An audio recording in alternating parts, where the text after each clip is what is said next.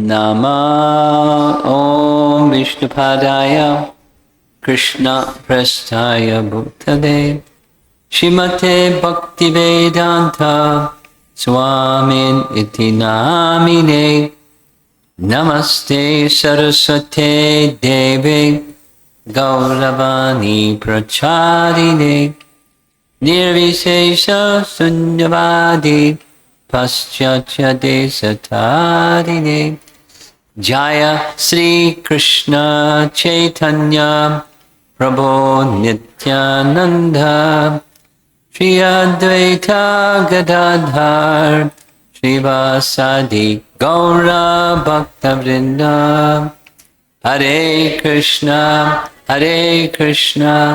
Krishna Krishna Hare Hare Hare Rama Rama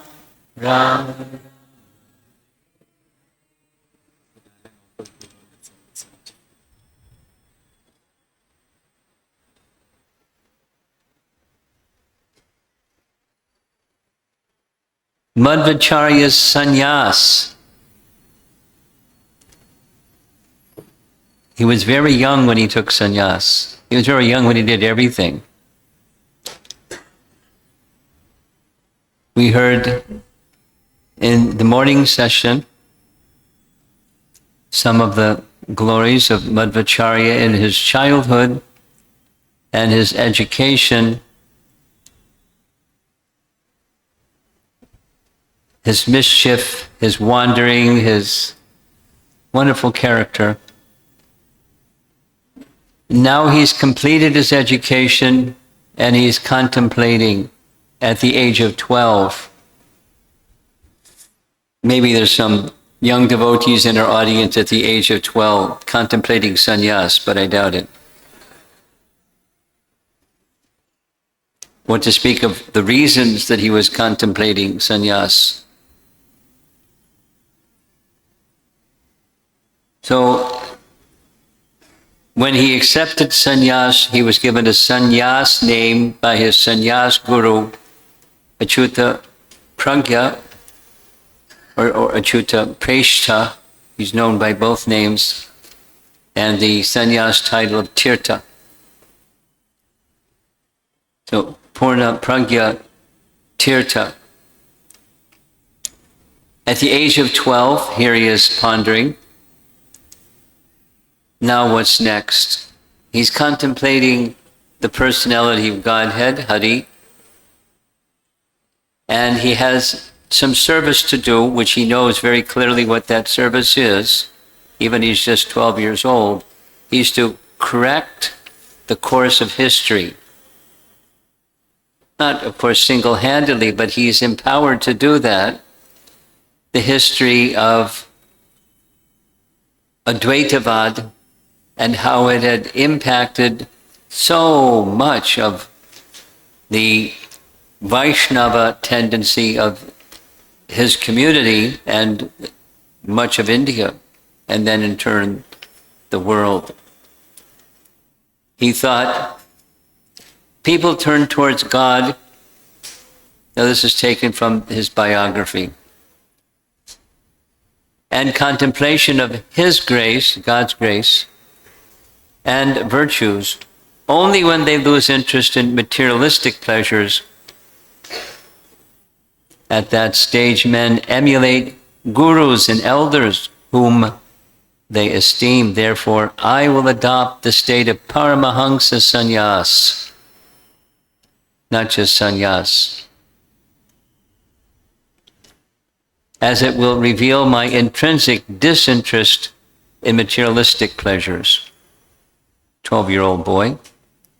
So he started paying his obeisances again and again in all directions, everything he saw, which is everything, paying obeisances everywhere to everything, recognizing that Hari, his master and Lord, is the indweller within everything and present within everything.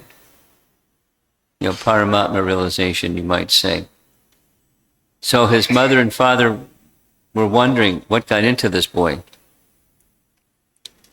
So they asked him, And he said, I'm offering my obeisances to the paraphernalia of my Lord and Master Narayana. As we know, the paraphernalia that's used in the worship of the deity is none different than the deity. It's fully spiritual or worshipable. Tadiya, one term is used to indicate the paraphernalia of the Supreme Lord. So what isn't the paraphernalia of the Supreme Lord? If you're fully pure devotee, everything is the paraphernalia, so he was offering obeisances to everything, because it's not different than his master. So here we have the spiritual master of the world looking for a guru. He has the spirit of devotion to the Supreme Lord, but he by teachings, by example, must find a guru and take shelter of a guru. So not far from Udupi, there was an old renunciate, sannyasi, Achyuta Preksha, just a few miles north of Udupi, and a place, I think I've got the pronunciation correct now, Badari,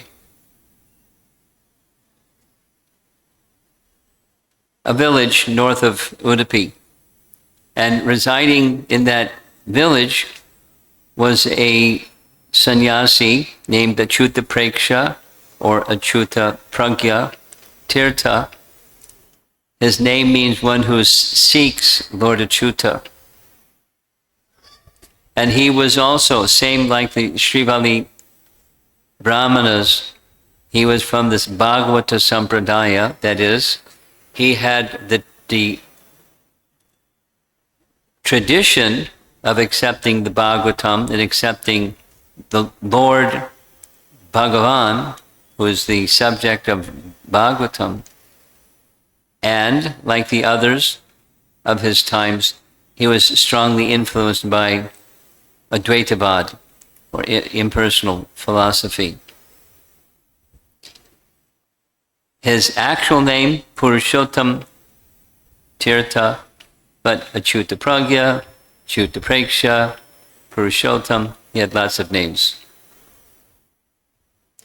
And interestingly, the biography says, who was he in his previous life? Well, one of his previous lives, he was a mendicant that was accepting alms from worthy persons.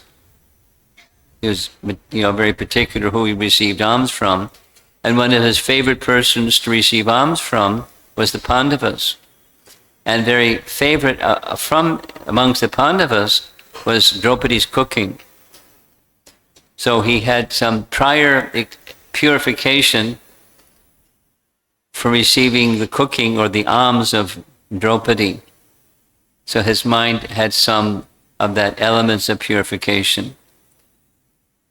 The sannyas line in which he received sannyas from was from Durvasa Muni's line, which was also a Bhagavata marg in the sannyas status. However, over some number of years, 400 years, those who were in that line became significantly influenced by Advaita philosophy. So he was such a product.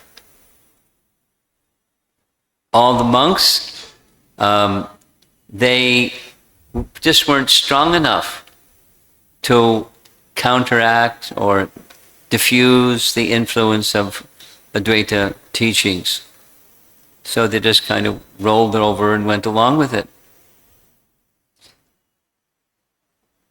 In this biography, there's a description of what Achyuta Preksha's guru, sannyas guru, said to him on his deathbed. Very nice. And he pondered over these words again and again. Although we are addressed we are dressed as Advaitins. We're not Mayavadis. Mayavada propounds that when the knowledge that I am myself Parabrahman is fully cognized and assimilated, there will be nothing else existing other than the self. This tenet is not justifiable. This is his guru's parting words. Therefore, do not ever accept it. This tenet of Atma Aikya, Aikya means this oneness, the oneness of Atma with Brahman, prescribed for contemplation by Mayavada, has not been realized by me or my guru or any of his predecessors ever. So I advise you to worship Mukunda, who alone can give moksha, for getting the correct tattva gyan. Those were his parting words. And he left this world. So parting words from his guru had a profound effect on Achyuta Preksha, and he pondered and pondered and pondered. He went to the deity of Lord Ananteshwara in Udupi, worshipping the deity, seeking purity from the deity, seeking inspiration from the deity, how to understand these parting instructions of his guru. And this went on and on for quite a long time. One day, Lord Ananteshwara acted as way he had done once previously, pronouncing that an incarnation of Lord Vayu would soon appear, Mukhya Pran would soon appear in Udupi. So something similar happened. Some person had a manifestation of this Lord Ananteshwara enter into the body of an ordinary man, who then spoke, and he understood this was the deity speaking through this man. Know that I will soon send you the best of disciples to fulfill your mission to your guru and to me. This is a talking deity. He has different ways of talking to you. This was one. I mean, he clearly understood what it was. This was the Lord's message in answer to his prayer.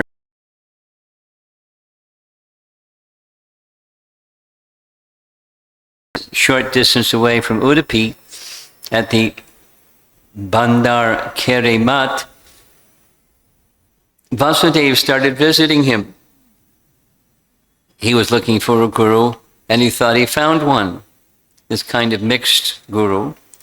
But he was an elevated person, and he was behaving in relation to Achyuta Preksha, serving him, hearing from him, etc., etc. He was acting like a disciple in training. And the Achyuta Preksha had this inspiration, divine, intuitive understanding that that voice that he heard from Lord Ananteshwara was this best of disciples that had come to him, Vasudeva. And then there's mom and dad. And Madhvacharya Bhatta came to know not only my son was paying his obeisances, everything in all directions, now he's staying at the ashram of Achyuta Preksha. And he did his math correctly. He's heading for sannyas. And he became worried. Why should they worry? It's very auspicious. Pained over the thought of being separated from Vasudeva, both mother and father came to Udupi, sat down with their son, and tried to brainwash him. You become a student of Achyuta Preksha, I know what that means. Please don't take vows of asceticism or sannyas. Your parents are now old, we're expecting that you will help us and take care of us. Who's going to look after us? We have a daughter, but the son is to take that responsibility. And Vasudeva was not budging. His father, in great humility, prostrated obeisances before his 12-year-old son, saying, please don't do this. Please change your mind. His son had a very interesting reply. He said, it's only appropriate when one who is much elder in age offers respects to another, is to indicate that the other is in the renounced order of life. That would be Vedic Dharma. So now you're just confirming I should take sannyas. Thank you very much, Dad. Seeing how determined his son was, he went back, very distressed, informed the mother, and Yugayatam Nimeshena Chakshush. He was feeling, anticipating of separation from his son. So it was very difficult for him. So he decided to make another go at it. He came back again, and his tact the next time was stronger. He said, if you do this, I take an oath. If you do this, I will take an oath that I'm going to fast until death. So don't do this. I mean, just a threat. And his father's a Brahmin. So what does Vasudeva do? He takes his upper garment, rips it into pieces, puts it on as a kopin, and says, now go ahead with your threat. Really? And then he gave a spiritual answer in addition to that one. It's not correct on the part of a protector to discourage a dependent from the path of renunciation, because that's very pleasing to the Lord. It's not proper conduct for you, Dad, to be so strong about don't become renounced, because this is the purpose is to please the Supreme Lord. So please don't give a wrong instruction like that. He was very firm, scripturally correct, respectful to his, he never departed from the position of respectfulness, but he was very strong, very strong. So now his father tried another test, it's like a chess game. So his father said, according to Manu Samhita, there's no better, more sacred duty for a son than taking care of their parents when they're elderly. So please don't leave us unprotected, because it goes against Manu Samhita. This is your best possible duty. But Vasudeva wasn't moved by that. He said the scriptures also recommend that whenever a man gets the inner urge for renunciation, he should take the oath of sannyas immediately. Although I have already renounced the world, it hasn't become formalized yet. But I give you this pledge. Some alternate protector will be provided for you before I take the vows of sannyas.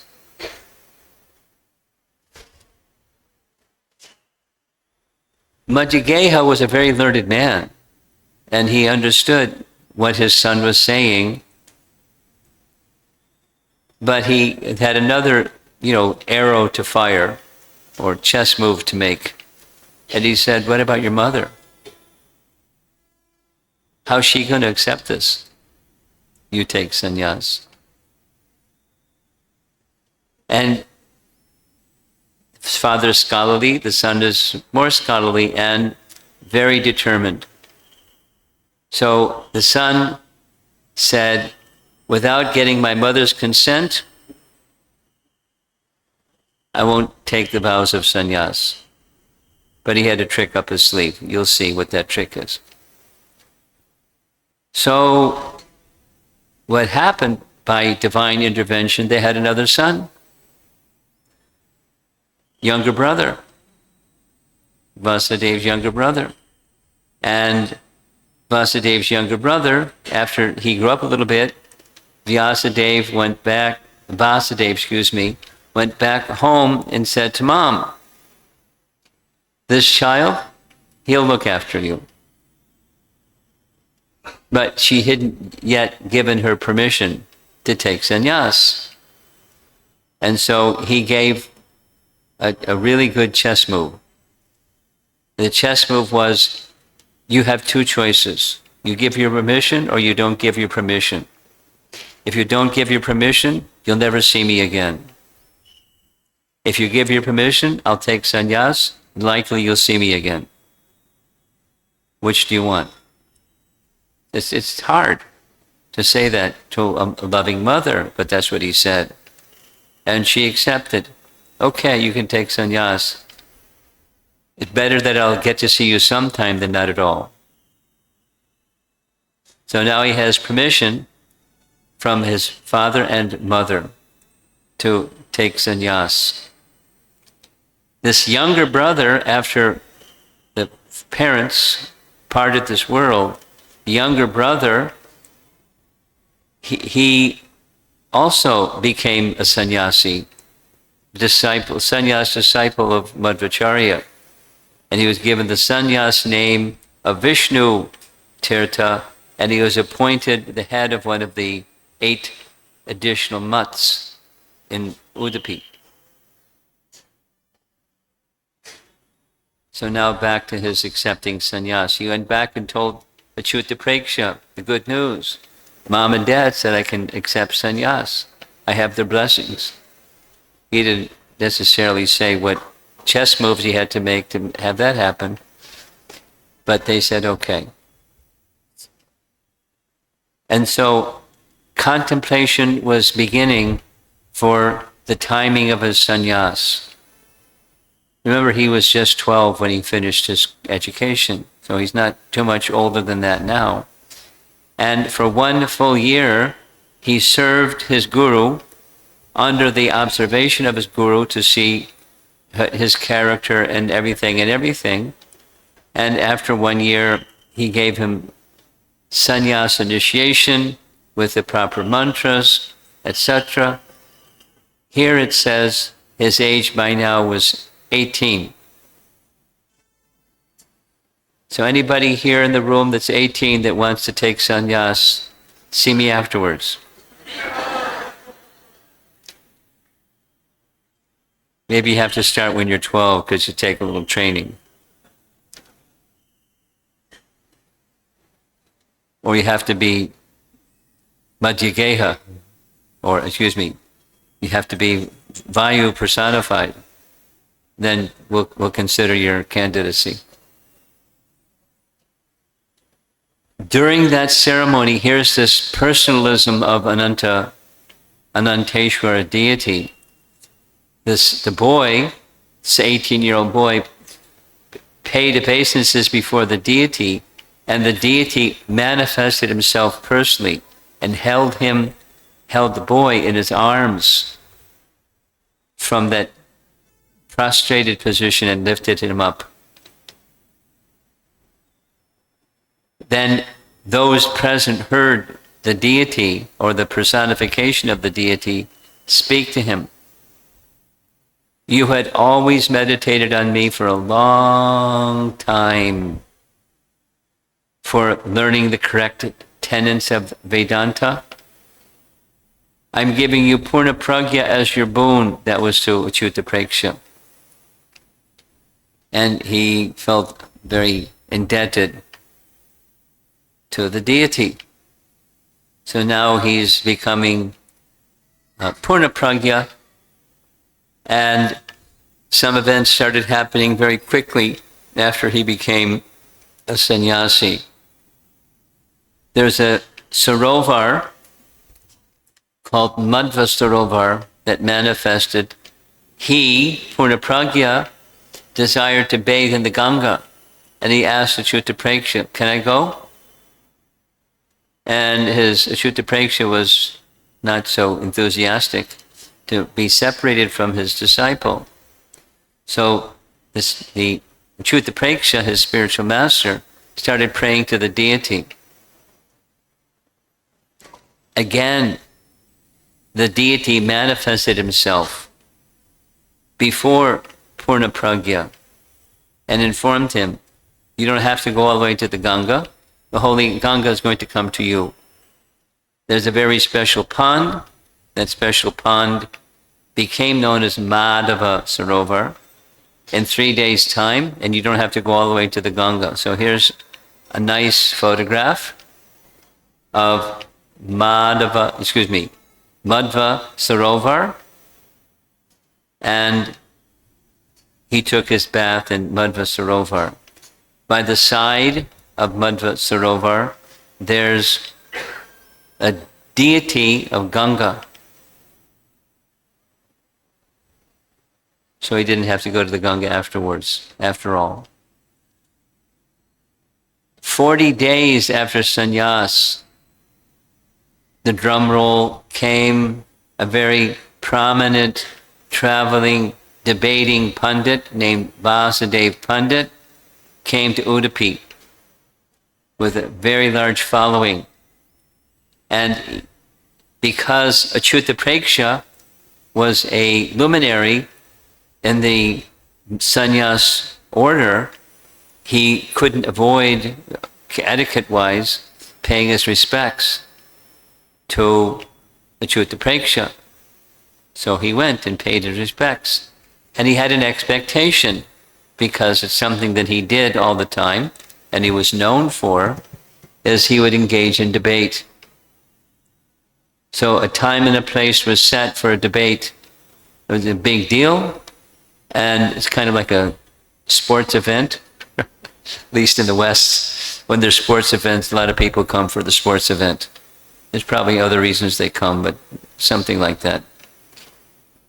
Masses of people came with short notice, and seats were given to the visiting Vasudev Pandit and to Madhva and Achyuta Preksha, and the debate began. The first speaker was the guest, Vasudev Pandit, for 3 days without stopping. He must have had a snack or a nap or something. But 3 days, on and on and on. Doesn't say what the topic was. Generally, when these histories are given, that the topic is such and such. Doesn't say. But he went on and on for 3 days. And Achyuta Preksha and Purnapragya, they sat and listened for 3 days. And when he finished, it was Purnapragya who spoke. And what Purnapragya did was to make sure that the speaker and the audience knew that he had understood what the speaker had said. He repeated it, almost verbatim. And after it didn't take 3 days to repeat it, but he summarized it, and then made a synopsis of what his main points were, so that everyone could understand he knew what had been said. And then he spoke. And he spoke with such sweet voice reflection, scholarship, and everything. He didn't pause, he just was flowing like a river. And all of the arguments of the opponent were smashed, of course, dexterously and respectfully, as he had done previously with other speakers. And Achyuta Preksha, what first-hand witness of the capacity of his disciple, his sannyas disciple. And he said to his disciple that, I want to make sure you understand Advaita philosophy. Let's study it together. So the book that was chosen that very explicitly and in a difficult language explains Mayavad philosophy or Advaita philosophy was this book called Ishta Siddhi. Many complex arguments of grammar and this and that and the other thing and the other thing. And as he, Achyuta Preksha, was going through it with his disciple,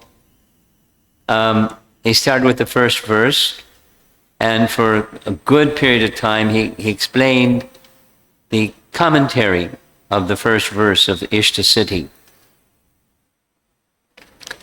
The disciple listened very patiently, and when he finished explaining the first verse, the disciple said there's 32 errors in the first verse. And he listed out the 32 errors very eloquently, and this was in the presence of other students of Achyuta Preksha, who was a stalwart person, a celebrated person, and there's his disciple poking holes in the first verse, 32 holes. And so the beginning of the bucket doesn't carry water.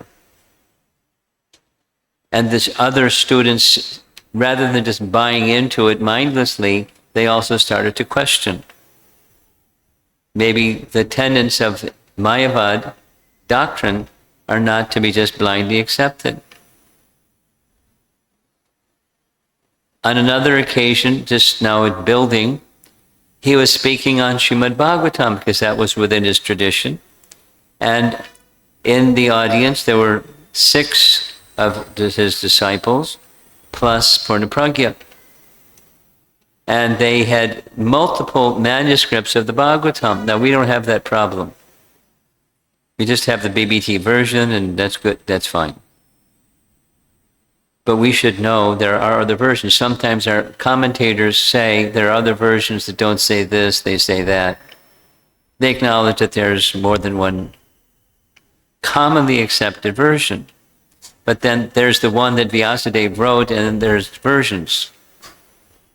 It may not be exactly the Vyasadeva version, what he wrote. So, while they were speaking from multiple texts, Purnapragya said, this is the original one. And his teacher was saying, how do you know it's the original one? How can you determine which is the correct text? And Purnapragya said, this is the text. He didn't give exactly the explanation why. So his guru said, if you're so certain, then please recite the prose portion of the 5th canto of the Srimad Bhagavatam and explain its meanings. Here's an 18-year-old boy that's supposed to give this information to his guru. And so, sure enough, that's what he did. He spoke. The other students were looking at the other manuscripts, and what he said, it was the bona fide manuscript matched what Purnapragya had said was in the 5th canto, in the prose section and its explanation. So, Achyuta Preksha's, I've got a precocious young man here in my school.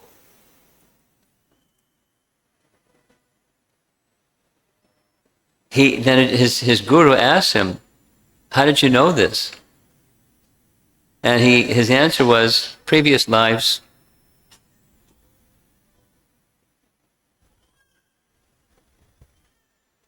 In course of time, he's a young sannyasi, but growing in respect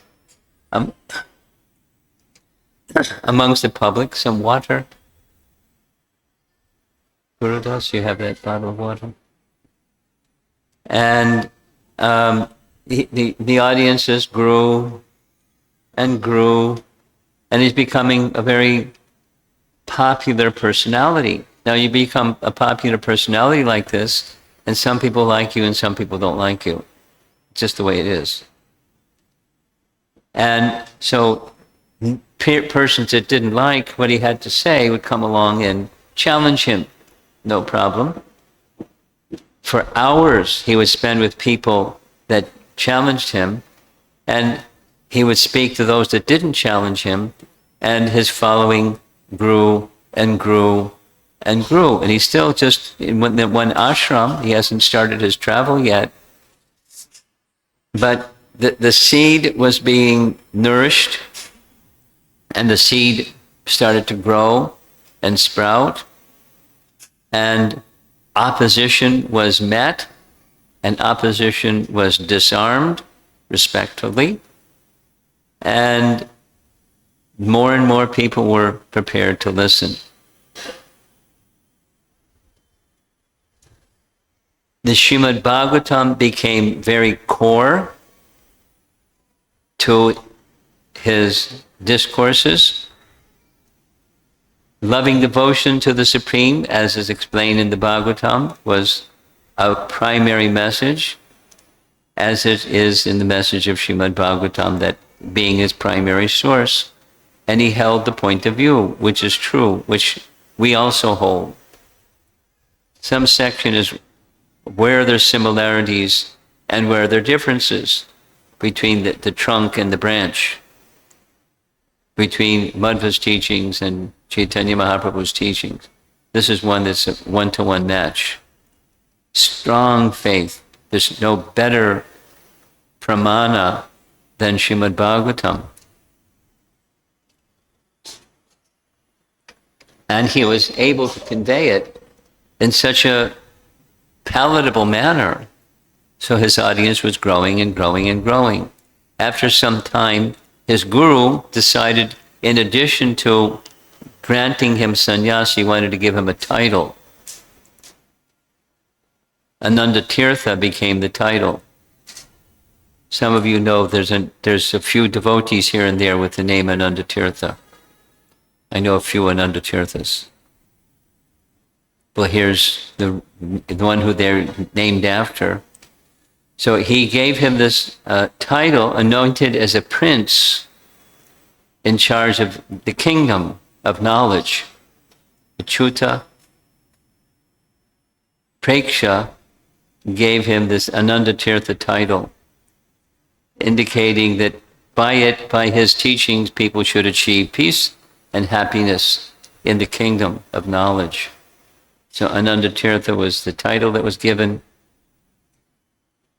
The commentary says it was appropriate title because his mind was always on the Supreme Lord who's full of Ananda. So Ananda Tirtha, one whose mind is always on the Supreme Lord. And by his association, others could get spiritual happiness. So his reputation is growing and growing and growing.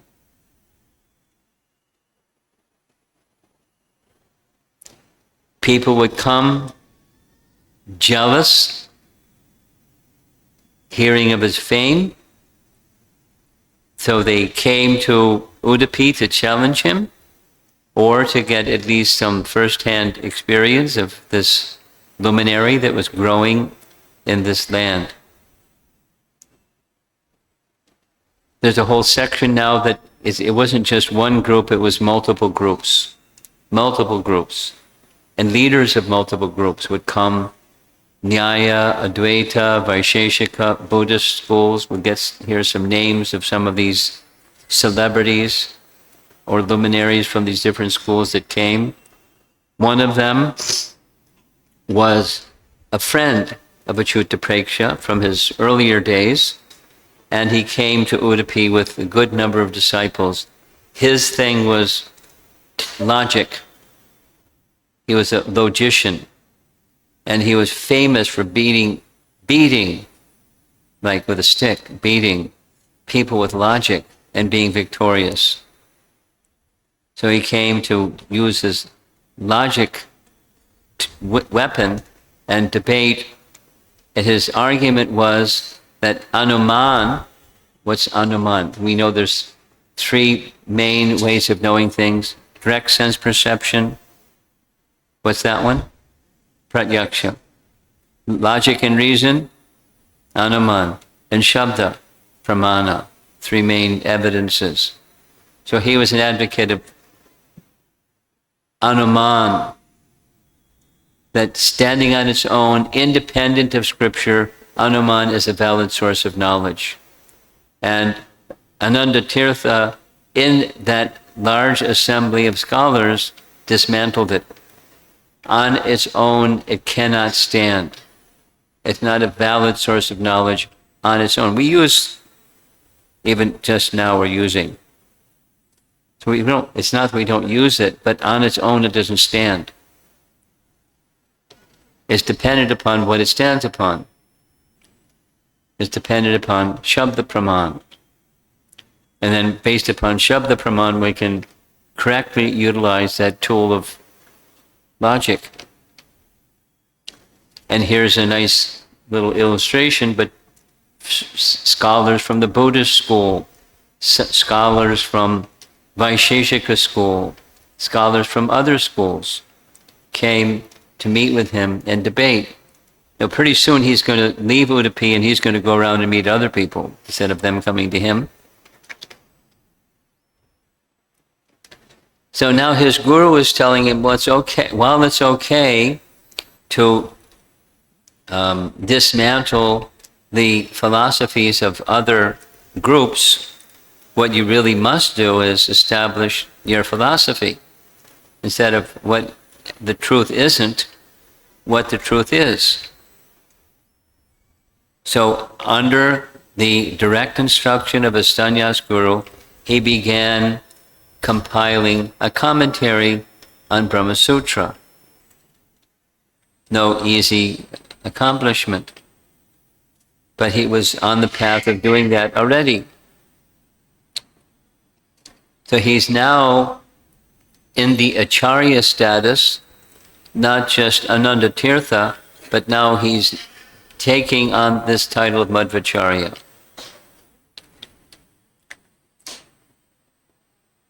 Given to him by his guru. Something that's very pleasing is Madhu.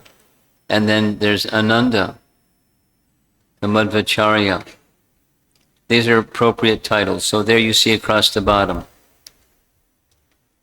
Vasudeva became Purna Pragya when he took sannyas. His guru gave him this special title, Ananda Tirtha, and now he's being known as Madhvacharya.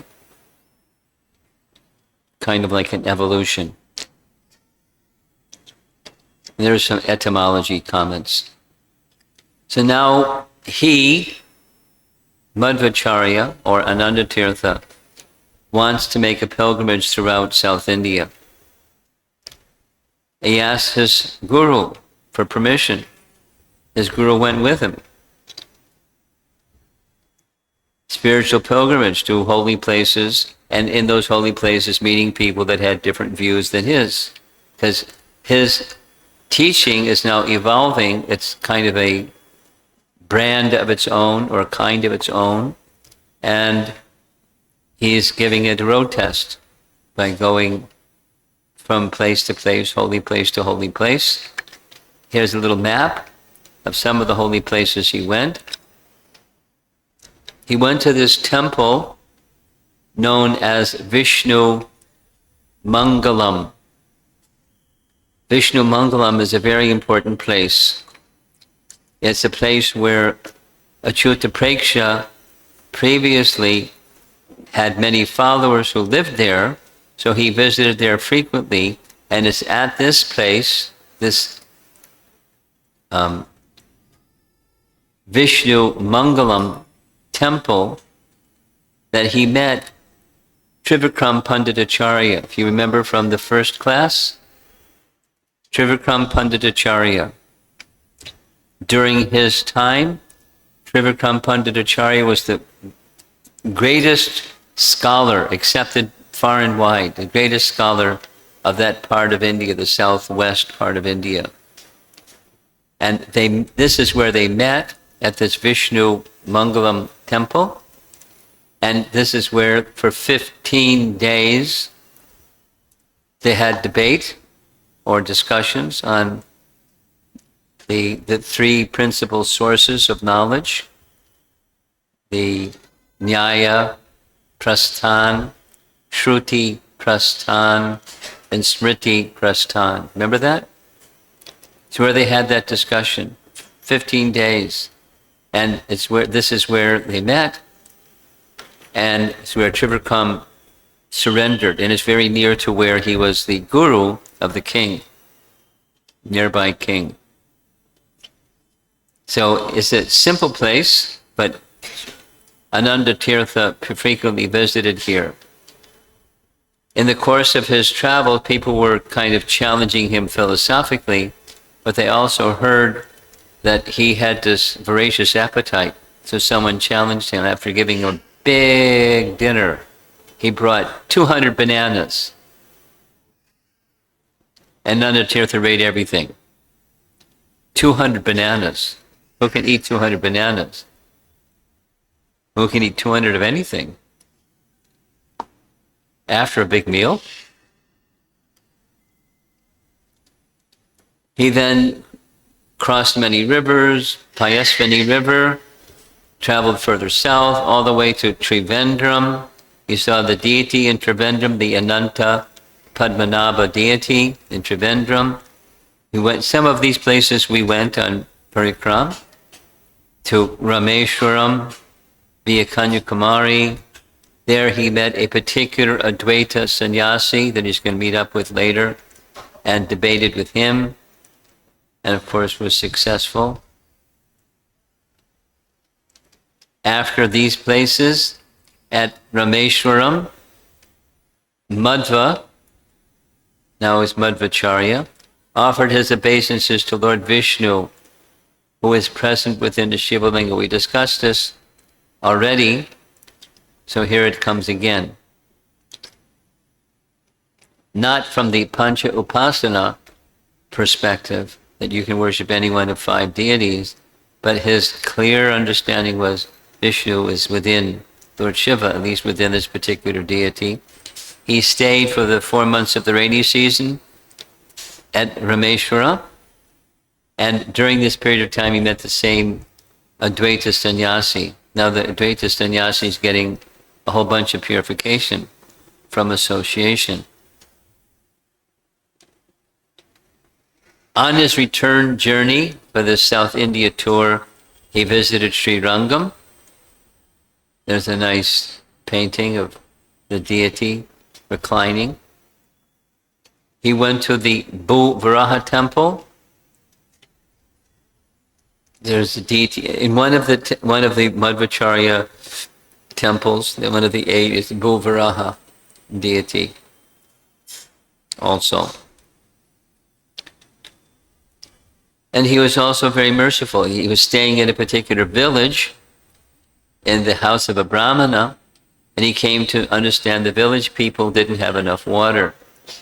So he made another danda tirtha. He took his danda, somehow poked it in the ground, and somehow from the ground came a bunch of water. Continuous supply of water, simply to take care of the needs of the people of that village. It was one of his 3 danda tirthas. One was for his school teacher, his elementary school teacher, for his wife. Growing and growing and growing in popularity as he traveled. In one temple on the banks of the Chandragiri, he made a whole explanation of his favorite Upanishad, Aitri Upanishad, with the understanding that it's through devotion to the Supreme Person that one can achieve perfection, which was, of course, his theme. So behind him you see a number of sannyasis, and in the audience is a number of people that are becoming his followers. During this particular visit, he told his audience, and someone challenged him, every Vedic utterance or, sloka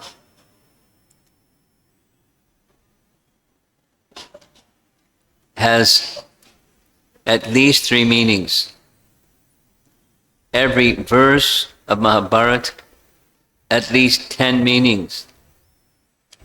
Every word in Vishnu Sahasranam has at least 100 meanings.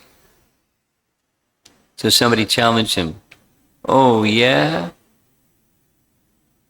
Well, you take whatever word from Vishnu Sahasranam and you explain to us how there's 100 meanings within every word of Vishnu Sahasranam.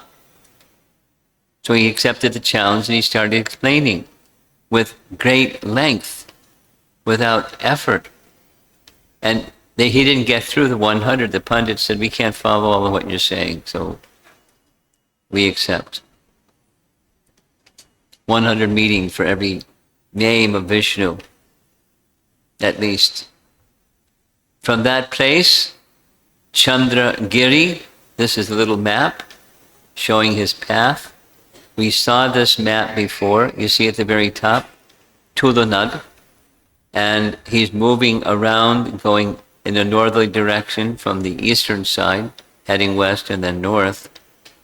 And he met many scholars who challenged his interpretation, and he makes his way back successfully to Udupi. And now he's ready for what we're going to discuss tomorrow. Isn't this nice? It's not an overly long lecture. He wants to make a pilgrimage to Badrinath and meet Vyasadeva. It's only 1 hour. Only 1 hour. So I think I'll pause, and depending upon whether there's questions or not, I'll maybe go on into their topic that's going to be tomorrow's topic today, like his pilgrimage to Badrinath to meet Vyas. Let's see what happens. What are we doing here? Step back. Besides information and information, there are threads of his submission,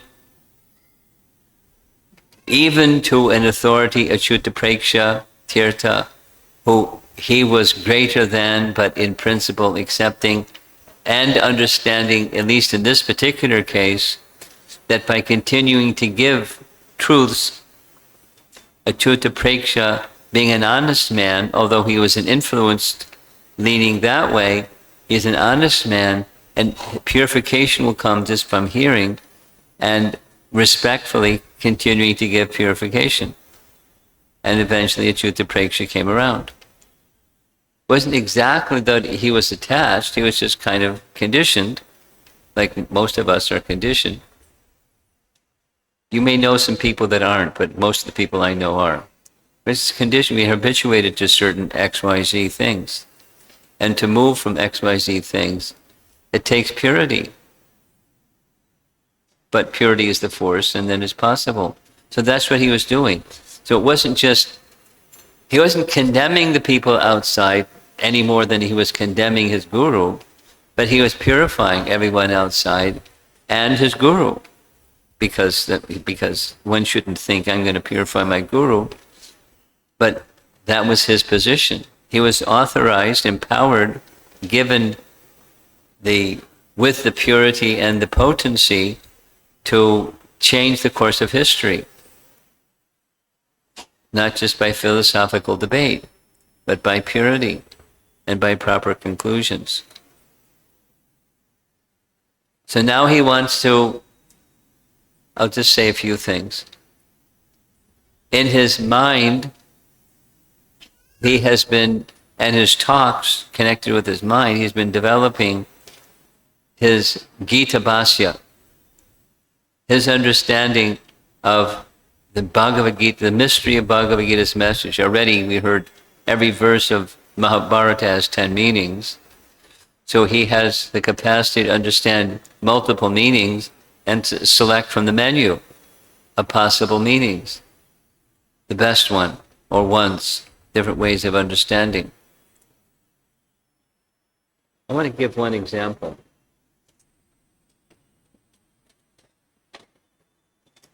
But I didn't bring my phone. Could you, Shamakun, can you bring your phone? And just open up that little document that you sent me. This is a little example of something that we heard today at the temple of Parshuram, when the confrontation between Parashuram and Lord Ramachandra, two forms of the Lord, two Leela avatars of the Lord, one meeting the other, and they're both Ram, Parashuram and Ramachandra. And the exchange between the two, here's in his Mahabharata Tatparya, his Vyasadev's commentary, he has a different way of looking at that exchange than most of the rest of us. I'm just going to read, this is taken from his commentary. Now, in Mahabharata, because Ramayana happened before Mahabharata, there are history sections within Mahabharata that are describing events that take place in Ramayana. Yes? And so there's a whole section of narrations of things from Ramayana in Mahabharata. And one of those is this exchange where Parshuram is coming with Vishnu's bow, and he's saying, you did something very amazing, you broke Lord Shiva's bow, and this bow is even more powerful. Let's see if you can string it. So here's commentary, a different way of looking at this episode, that's the exchange between Parshuram and Ramachandra, highlights the non-difference in the forms of Lord Parshuram and Lord Ram, as also the supremacy of Hari. So they're both manifestations of Hari, likeness of manifestations of Hari. Parshuram gave the bow of Vishnu to Lord Ram because he thought, no, it's a little audacious, one might say, that how does he know what's in the mind of Parshuram? But he's saying this was in his mind. I'm holding the bow of Vishnu, which is far superior to the bow of Lord Shiva that you broke.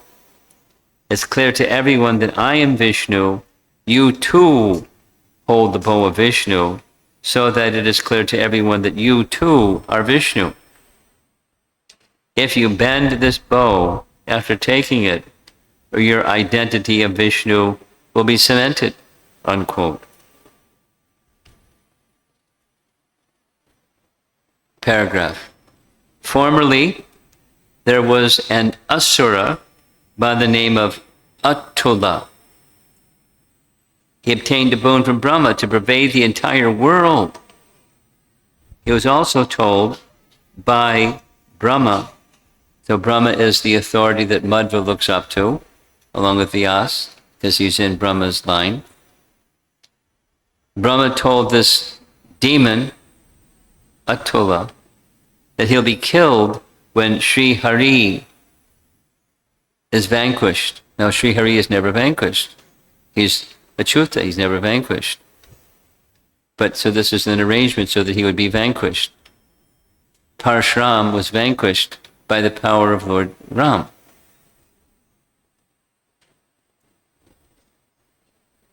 Although Hari can never be vanquished, Atula would die when Hari would, quote, appear to be vanquished. So, when Lord Ram strung the bow, it appeared as if Parshuram, the Supreme Lord, will be vanquished. Because there's a bow, there's an arrow affixed to the bow, and it has to vanquish something. It can't go in vain. That was part of the discussion. So he was vanquished. Hari was defeated by Hari. And so Atula, in his primary form, in the stomach of Parshuram, as well as in his other forms, because he was given this benediction, he would go throughout the whole creation.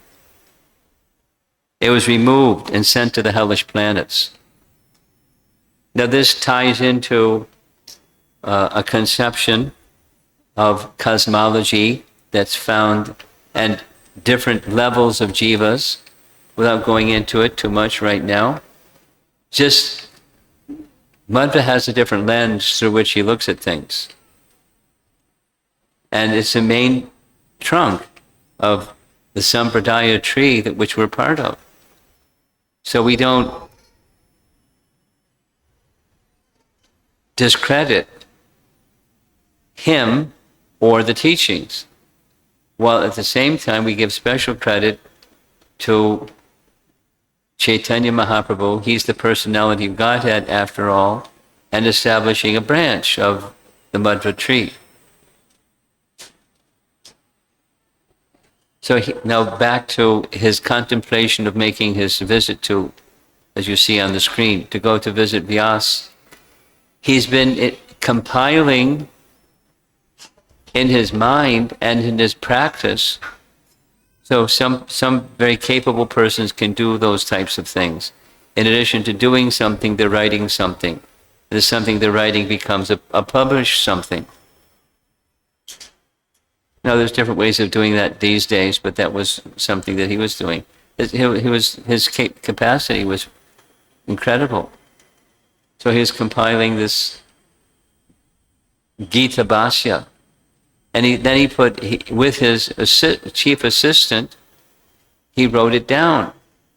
So now he's got a written version of his Bhagavad Gita commentary, and he wants to take his written version of the Bhagavad Gita commentary and take it before Vyas, like you see in this painting right here, and have Vyas examine it and verify if he's done it correctly.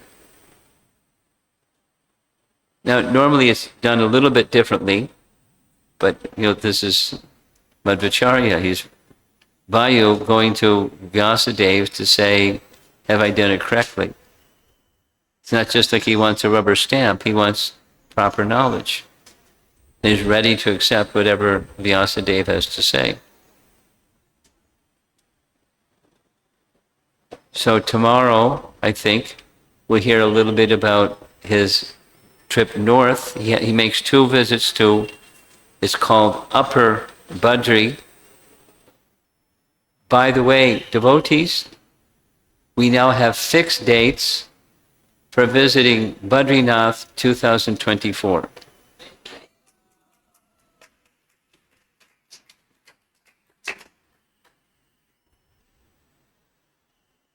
And I'll tell you the dates later. But getting ready for this one, Bhakti Chaitanya Maharaj has committed to be with us the whole 10 days.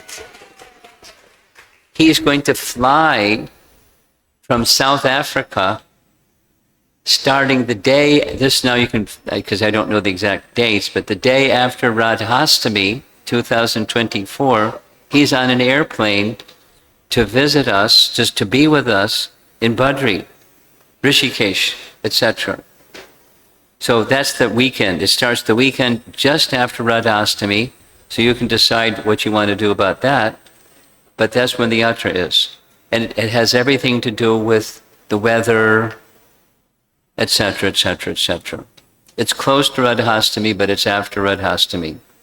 So if you live in South Africa, you can just go from South Africa the day after Radhastami to our yatra. And if you don't live in such a nice place, then you may have to make some other plans. So it's that weekend, right after Radhastami for 10 days. And so when we go, we're going to Badrinath, and he went, Madhvacharya went to Badrinath with his disciples. But then he didn't just go to Badrinath with his disciples. He wanted to qualify himself to come before Vyasadeva. So he fasted for 48 days. He who has an appetite like Bhima fasted for 48 days. And during those 48 days, a vow of Mona for 48 days. Now, he wrote things down on a tablet and things like that, but... And what was the purpose? To make himself fit to come before Vyasadeva. So towards the end of that period of time, and he took his bath in the river that was so cold that no one takes bath that time of the year, and he took bath every morning before the sun. So he was capable of great austerities without whining and complaining. We have some austerities, and generally we whine and complain about them. Not everyone, but it's easy to whine and complain. He was doing this for purification, to be qualified to come before Vyas, to seek verification that what he has written was correct. He had copies of his Gita Bhasya, and while in Badari, he came before the deity of Narayana, and he offered a copy to the deity of Narayana.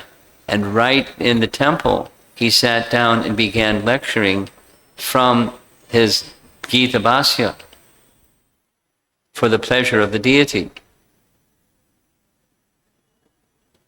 And many, many people appreciated what he had written, what he was expressing, very much. At the end of the 48 days, Vyasadeva descended from Upper Badari. What does Upper Badari mean? According to, like, higher dimensional space. Those of you that like physics and things like that, there's other dimensions than 3-dimension. So higher dimensional Badari is where Vyasadeva was residing. And he descended from that Upper Badari and personally came before Madhvacharya and spoke to him. The others that were with Madhvacharya couldn't see him. They only saw a light. But Madhvacharya could see him, and he personally invited him, come visit me in my ashram. Just what he was hoping from that purification. And so he went. And then there's a whole description we'll hear tomorrow. But his mission was taking shelter of, he's already has a sannyas guru, but his true guru is Vyasadeva. Remember the first evening we heard after he composed, he received the Udupi Krishna deity, and he was having, while he was worshiping the deity behind the deity doors, the disciples were offering these prayers that he had composed in glorification of Krishna. But one time he didn't come out from behind the door. Remember that? And Trivikram Panditacharya went in to see, is he okay? And what did he see? So where we were in Madhyageha's residence was a place. On one side is Hanuman worshipping Ram, Bhima worshipping Krishna, and same, Madhvacharya worshipping Vyas. So that's what happened. He's going to worship Vyas, receive instructions from him. At length he gave Vyas, very happily gave instructions, and of course Madhva was able to assimilate everything as he had done when he was a little boy. Now what to speak of esoteric truths, very simple truths. It's a very nice detail. Here's a nice detail. I'm telling part of class tomorrow, right now, because our schedule got squeezed. So I think Shyamakund is happy that I'm telling part of tomorrow's class today. We're trying to figure out how to do everything. So as he's giving his bhashya of Bhagavad Gita before the deity of Narayan, in the invocation mantras, he uses a phrase in Sanskrit that says, I'm explaining to my best ability. The deity spoke audibly, said, that's wrong. You have to change it, because your best ability is far beyond everybody's comprehension. You can understand your best ability, you can understand all of the innuendos and details and subtleties of the messages of Bhagavad Gita, which you're not presenting in this, because this is for common people. So use another phrase instead of to my best ability, my little ability.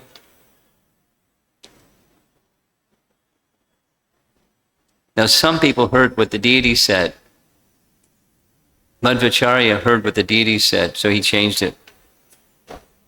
And after he changed it, then the deity was saying audibly for everyone to hear, speak it again, speak it again, speak it again. Let it be heard. Some phrase in Sanskrit.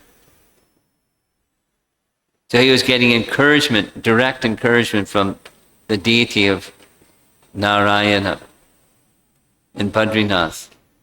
Very special temple.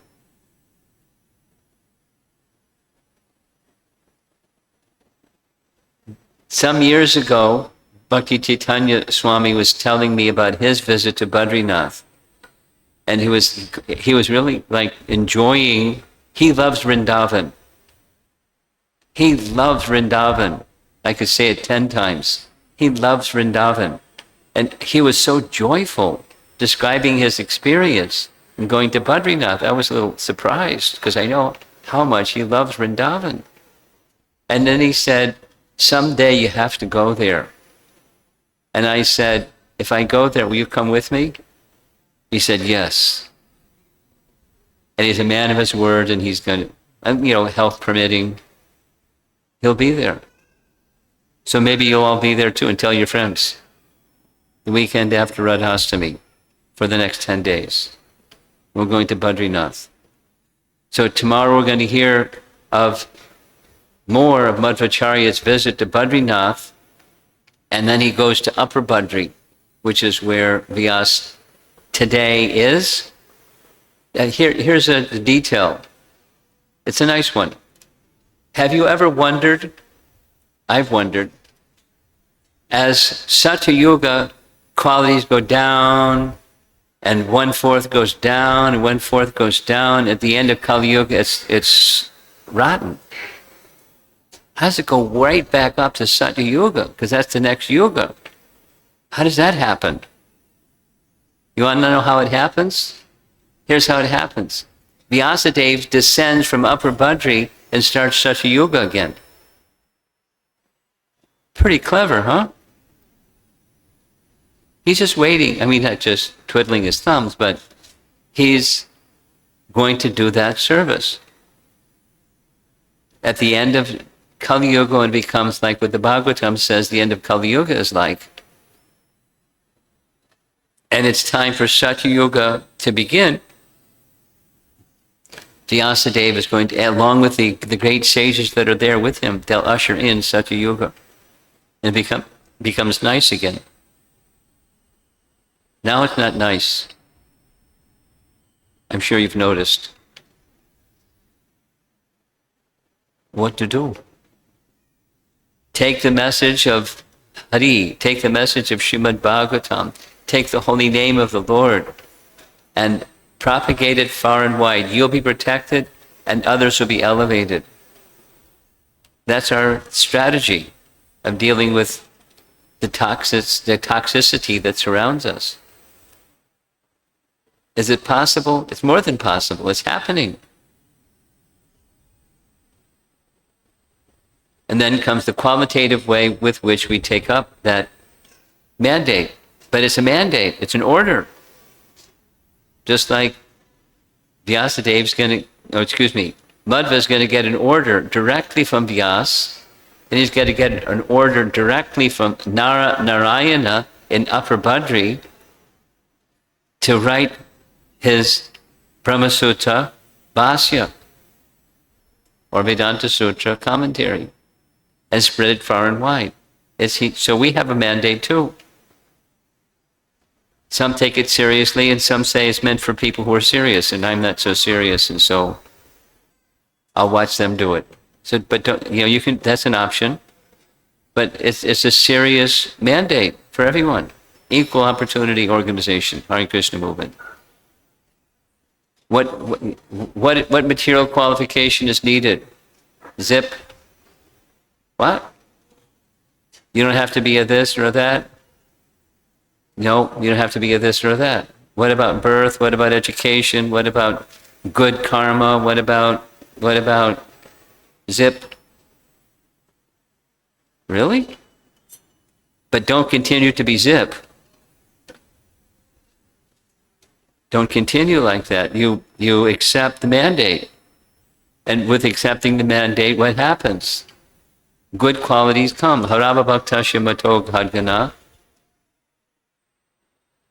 But for those that are not devotees, abhaktas, there's no good qualities.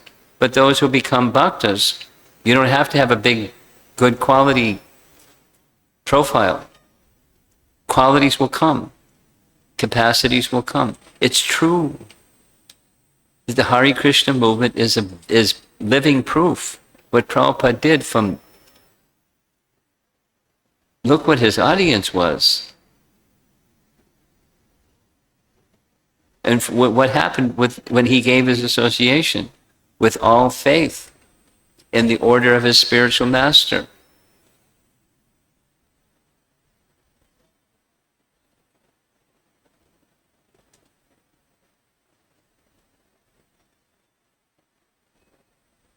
And faith in the holy name. Okay, so let's see if there's some discussion on what we've heard so far. By the way, we're going to have one day that's just dedicated to question and answers. I'm not going to do this blah blah thing. You're going to do the thing. So you can think of some questions that you'd like to ask as we go along, because inquisitiveness will help you assimilate messages. And if you don't have questions on that question and answer day, we'll have a short class. So interaction, please. Any comments or questions? Yeah, Hare Krishna, Guru Maharaj. Hare Krishna. Madhvacharya and Ramanujacharya were like 100 years or 150 years difference. I mean, like when they appeared. So we hear in this presentation that Madhvacharya visited Sri Rangam and all. Like, was Madhvacharya? Wait a minute. Madhvacharya did what? He visited Sri Rangam. He did what? He visited Sri Rangam. He visited Sri Rangam. Yes. Yeah. Yes. Just wanted to understand, like, what was, like, we heard how the Advaita philosophy influenced the Sri Valli Brahmins. Yes. Was there any influence of Sri Sampradaya on the Madhva Sampradaya? Generally speaking, they remained strong, but there were times when they were also caving. We're going to hear about that. Stay with us and you'll hear about it. One of the Madhva followers, sannyasis, was invited to Sri Rangam to help them deal with the influence of Advaita teachings, because the Advaita teachers were targeting centers where there is not just peripheral, but where there are centers of stronghold of Vaishnavism. I mean, one of the places was in Dwarka, the other place was in Puri, right? So they were attempting vigorously to infiltrate in Sri Rangam. There were other problems, invasion of armies, Muslim armies, and this and that, difficulties. Sri Rangam has been through some hard times, but there was some stretches of time where they were also having difficulty. We'll hear. So there's differences, but there was also some collegiality, at least in principle, that Vaishnavism is at the core. And there's differences, but Vaishnavism is at the core. So now you want to say something more. I think you will cover this one, but like just wanted to ask, the conclusions that Madhva established for his sampradaya, and then Shri Chaitanya Mahaprabhu. I mean, like we know Madhavendra Puri, I mean, like Braj Bhakti and all. Like basically, I understand that, but I guess you will talk about it later. But like, Yes. yeah. So I'm just Keep leaving your the question. seatbelt on, Yeah, yeah. and we'll get there. Okay. Thank I you. can't do everything. Yeah. I'm trying. I'm pedaling as fast as I can, but I have my limits. Yes.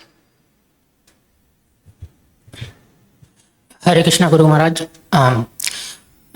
Thank you for the yatra. It is like a window to Lord Chaitanya's travel to South India. Guru Maharaj, when you were explaining in the morning Madhvacharya's birth and his leelas, I was my mind went to it. There seems to be some parallel to even Krishna Leela. Like Madhvacharya's parents also knew that he was divine, and even Krishna's parents knew that Lord Krishna is divine. Like Gargmuni said, Narayan Sama. And the Leela of bull, it is also there in Krishna Leela. Krishna also did that. He, like, very small, he was taking the horns and, putting their mothers in great anxiety. So, and Krishna Leela was like, Acharyas have explained through a lot, nectar of devotions like rasa dynamics, spiritual qualities, and types of heroes. So, Guru Maharaj, these Leelas, are they to be necessarily to be understood through the lens of nectar of devotion? And if one like studies that and contemplates combined with a life of let's say no sense gratification as far as possible, service, is that good enough to purify oneself? And any cautions for that track, warnings?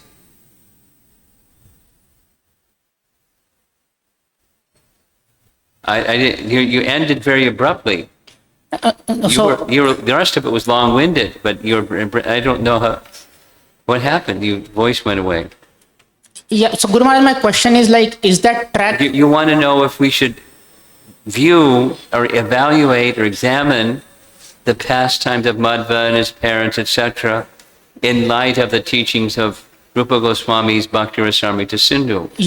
Is it okay is that something we should be doing? That's your question? Yes, Guru Maharaj. Okay. Especially Leelas. Leelas needs to be studied through Rupa Goswami's nectar of devotion, and otherwise one won't understand. Well, my response is yes, a qualified yes. The qualified part is you have to become an elevated person to properly apply teachings over here to examples over there. Generally, that's an acharya function. Teachings over here apply to example over there. That's safe. Or, it's you're not likely to indulge in speculation. You're just likely to hear from a realized person who doesn't make mistakes, who doesn't have imperfect senses, etc. But, you and I are less than perfect, so we can easily think we're seeing through the lens of Rupa Goswami's teachings, but we don't really sufficiently have the adhikar to look at things through Rupa Goswami's teachings. Most of us. So it's not that we shouldn't, but it's a qualified yes. The main business is not extrapolation. The main business is purification. And some appreciation for just seeing what platform Rupa Goswami is on. Because a lot of the glorifications and appreciations and histories in Madhva don't have that rasa feature. because Bhakti Rasamrita Sindhu does. And that's a gift of Lord Chaitanya through Rupa Goswami. Madhvacharya is giving a gift through his examples and his pastimes without as much the same kind of reference to rasa.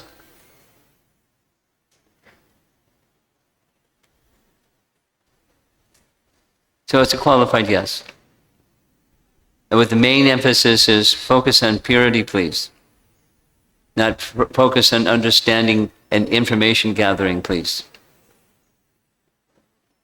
Because you're likely to fall into some misunderstandings because of insufficient purity and insufficient maturity.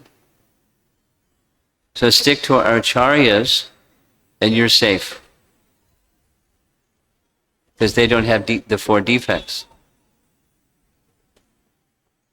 And that way associate with them and learn from them that way.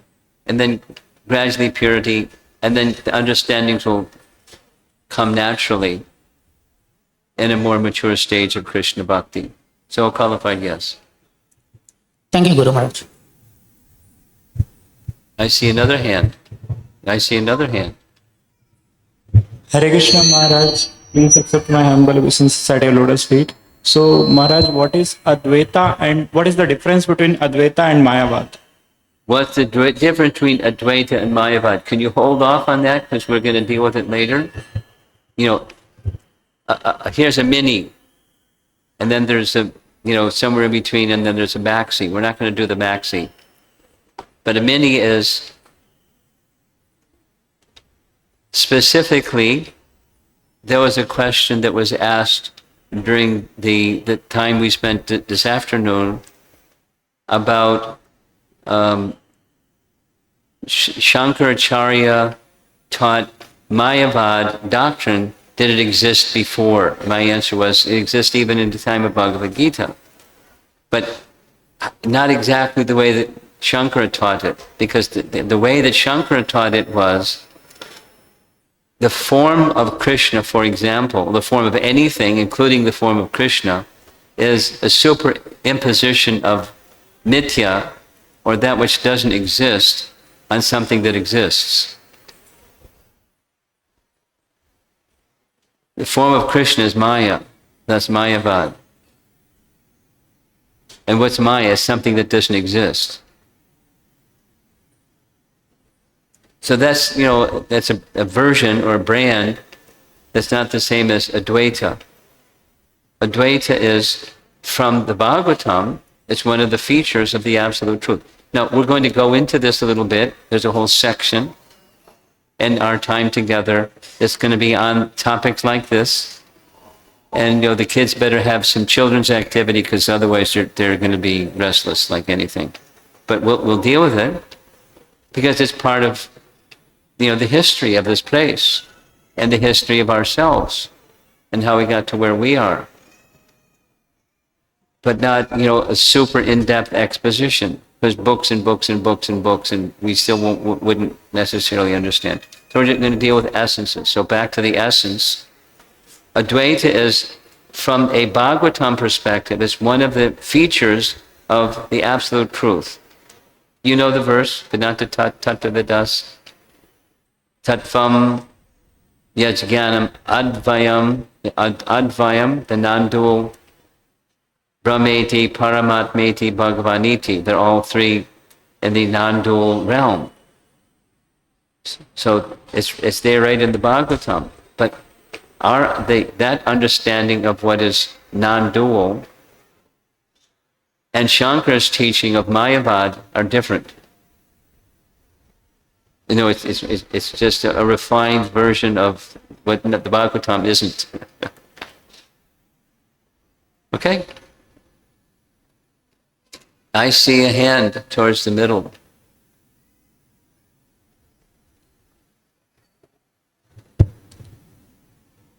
Guru Maharaj,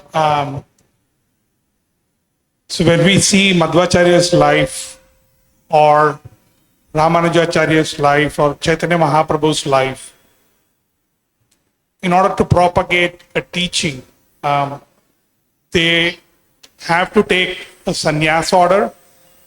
They did. They didn't have to, So, because there were followers of Chaitanya Mahaprabhu that didn't. They did, but they didn't have to.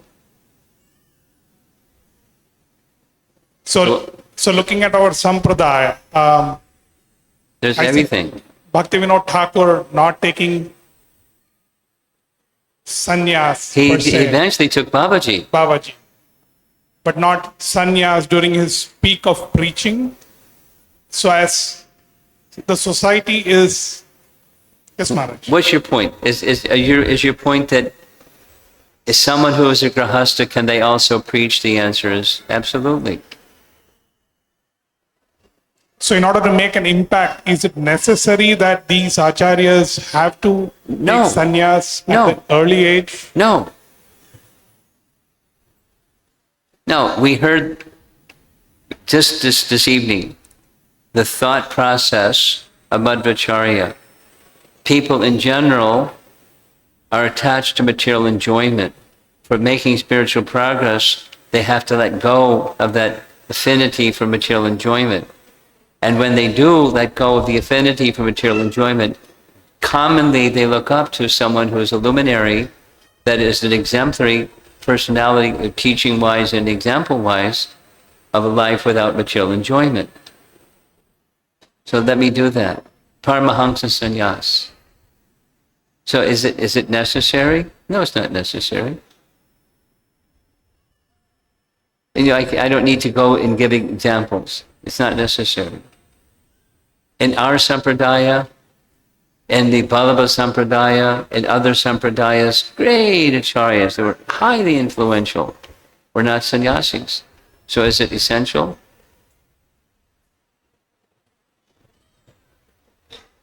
Now, what's in practical terms, how does this apply to you? I don't need an answer. You need an answer. So, in other words, don't just ask theoretical questions. I'm encouraging, not chastising, but encouraging. Ask practical questions. Try to get a picture of the big picture, but it's not essential. So what's essential? Purity is essential. What does purity mean? There's only one thing. Krishna is to be pleased. That's bhakti. So can bhakti be done from any ashram? Absolutely. Any varna? Absolutely. Absolutely. Is there advantage? Socially speaking, there may be some advantage. Is it essential? No.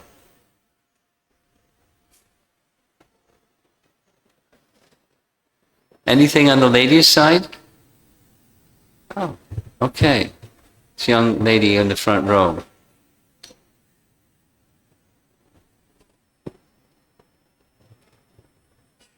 Hare Krishna Maharaj. Thank you for the wonderful class. My question was like Madhvacharya took permission from his parents to go and take sannyas, and he arranged for someone to take care of them. But Chaitanya Mahaprabhu, although he took permission, he didn't arrange anyone to take care of his mother, right? He didn't have any reason. That's what you're saying? No, Chaitanya Mahaprabhu didn't arrange anyone to take care of his mother. What arrangement did Chaitanya Mahaprabhu for the care of his mother? That's your question? Yeah.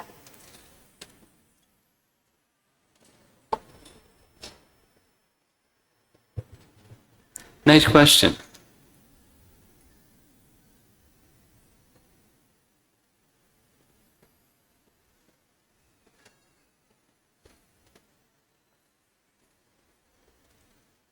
My thoughts are two.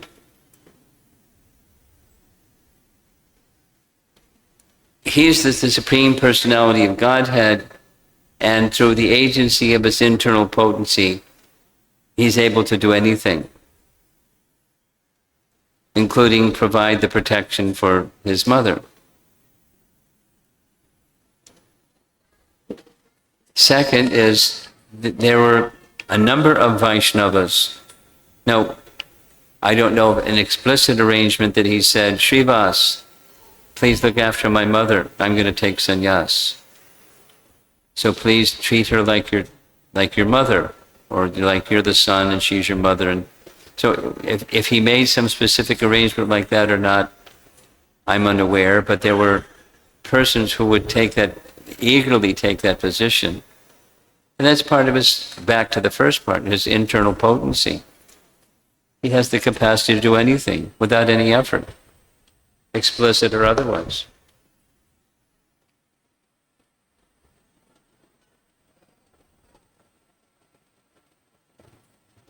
I also have another question. Why did Parashuram give... Why did? Parashuram. Parashuram. Parashuram. Lord Parshuram. Why did he give away all the land to Kashyap Muni? Why did he give the order to do what? Why did he give away all the land to Kashyapa Muni? Why did he give up all the land to Kashyapa? Yeah. That's the question? Well, he was giving dakshin to some brahmanas that were performing a yajna on his behalf, and he was giving the charity of what was his, but he was renounced.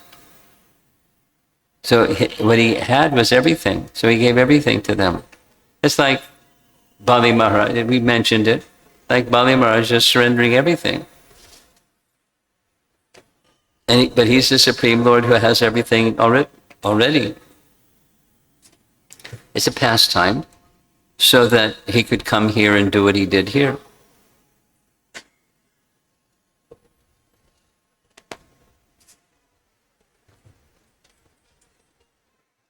I think we'll take one. You have something over here? Okay. 2 questions and we're going to close. 8:15. Hare Krishna Guru Maharaj. In the previous class, what I heard was first you have to know who you are based on Varnashram Dharma. In the previous class, in the just previous class afternoon, what I heard was first you have to know who you are based on Varnashram Dharma. Then you before setting examples for others. So the question was coming in my mind was like if one feels like being Kshatriya qualities, and like here in ISKCON we receive the training to first get to be trained to get initiation, first initiation, then Brahman Diksha. So in that case, if the person has not such qualities, so is he eligible to get Brahmana initiation? The question was coming in my mind. I don't know what's going to be like as I get older and older, but my hearing isn't the same as it used to be. Could you help me? No, I don't give him the microphone. He'll tell me, not everybody. We have to know who we are. Varnashram.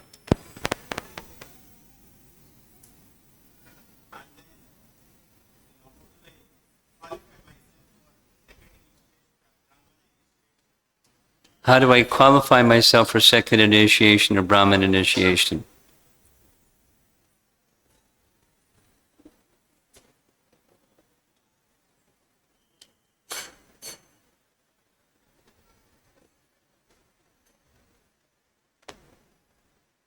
Yeah, I'll give a simple answer. A longer answer is, someone asked me some similar question today, and I said, I've been putting off for now a couple of months because of this yatra and some other reasons, writing an essay on second initiation. And I don't want to write a book, I just want to write an essay, not a book. But in very simple terms, before the essay, what was look at the standard that Prabhupada gave. And that it's in writing, and it's in his lectures, and that's the standard how you qualify yourself. It has something to do with the conversation earlier today. Following the orders of the spiritual master. Obedience is the first law of discipline, right? That one. So following, he was, I just heard him express this in the morning walk conversation. Following the regular principles faithfully. Chanting your rounds faithfully, because those are, and taking only Krishna Prasadam faithfully. Those are 3 pillars. And carefully trying to understand, if you don't understand, it's okay, carefully trying to understand the core principles of our devotional texts. You know, in practical terms, it's take Bhakti Shastri. But take Bhakti Shastri isn't just an academic thing. It's if it's done properly, it's an internal thing where misconceptions are, light is cast on misconceptions and light prevails instead of misconceptions. Misconceptions are replaced by light or knowledge. A Brahmana is one who has knowledge. Pandita is a learned person. So at least to qualify oneself, become more than, a check the box kind of, I've read Prabhupada's 4 essential books. Be very serious in understanding them, because if you're serious in understanding them, more likely you'll apply them. And those are some how-tos to qualify yourself for brahminical initiation. Is it clear? I'm waiting for the yeah, but. You got a yeah, but? Yes. Yes, I thought so. But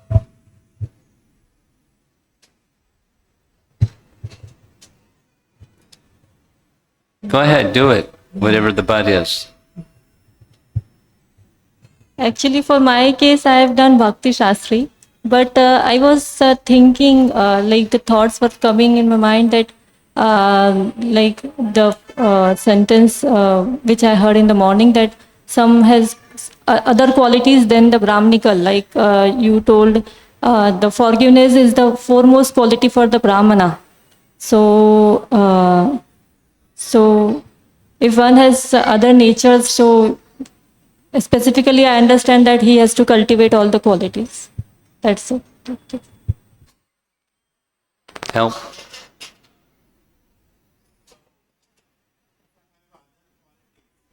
Yeah, qualities. You don't go to a Kmart. That's not where you get qualities. Where do you get qualities from? You get qualities from the reservoir of all qualities. Where's that? Hari. And Hari will decorate you. Supposing you don't have much decoration, he'll decorate you anyways. It's the sincerity, consistent sincerity in trying to please Hari, and qualities will decorate you. He'll decorate you with qualities. He's got a big warehouse, and it's not Kmart. It's not Amazon.com. It's Krishna's qualities warehouse. One last question, and then we're going to finish.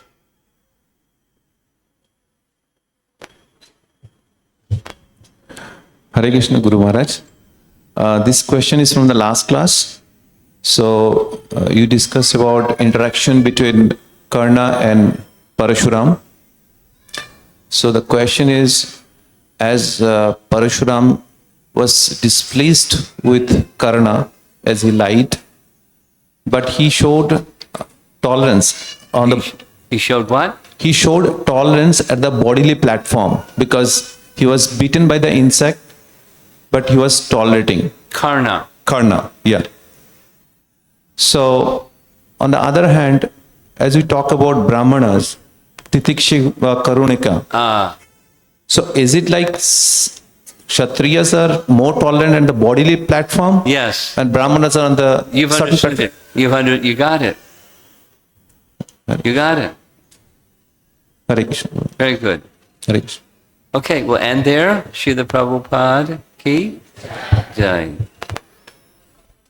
His Holiness Roma